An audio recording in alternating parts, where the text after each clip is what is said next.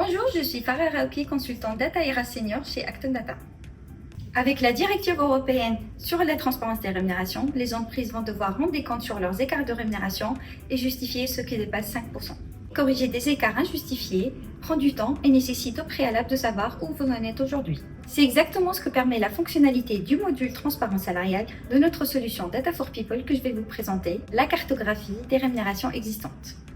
Voici l'onglet central, écart de rémunération brute, c'est votre tableau de bord principal de cette fonctionnalité. À gauche de l'écran, vous retrouvez le périmètre de la population sélectionnée, ainsi qu'un ensemble de filtres permettant d'en affiner le périmètre si nécessaire. En haut à droite, vous sélectionnez les éléments analysés, par exemple vous pouvez choisir le salaire annuel de base afin d'en analyser la moyenne. Étant donné que la directive porte sur la rémunération globale, pas uniquement sur le fixe.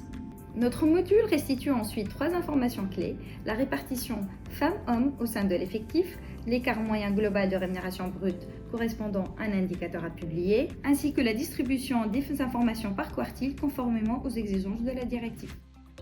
Ce dernier point est particulièrement important si la part de femmes diminue fortement dans les quartiles supérieurs. Cela révèle des inégalités de progression de carrière, un signal d'alerte à ne pas négliger car on vous demandera de le justifier. Une fois la vue globale posée, notre outil vous permet de descendre au bon niveau d'analyse. Vous pouvez filtrer par catégorie socio-professionnelle, classification ou niveau hiérarchique. C'est ce qu'on appelle la logique entonnoir. On part du global pour isoler les populations où les écarts sont les plus significatifs, par exemple les ingénieurs, les cadres dirigeants ou les fonctions commerciales. Et c'est ici que la notion d'emploi de même valeur devient centrale. La directive ne vous demande pas seulement de comparer les femmes et les hommes dans l'entreprise en général, elle vous demande de comparer des personnes qui font un travail de même valeur. Sans ce niveau de granularité, vous ne pouvez pas démontrer que vos écarts sont justifiés. Notre module vous permet de faire ce zoom en quelques clics, là où vous aurez besoin de semaines d'analyse manuelle.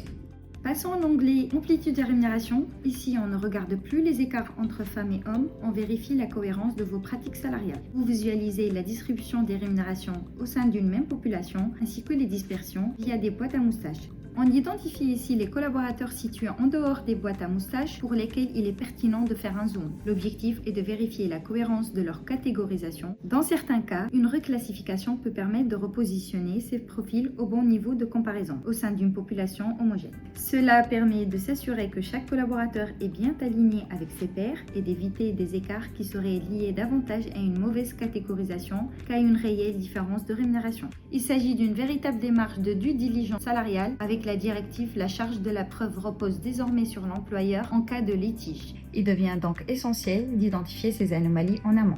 Cette cartographie est une première étape clé pour structurer votre analyse. Elle vous donne une vision claire des écarts de rémunération.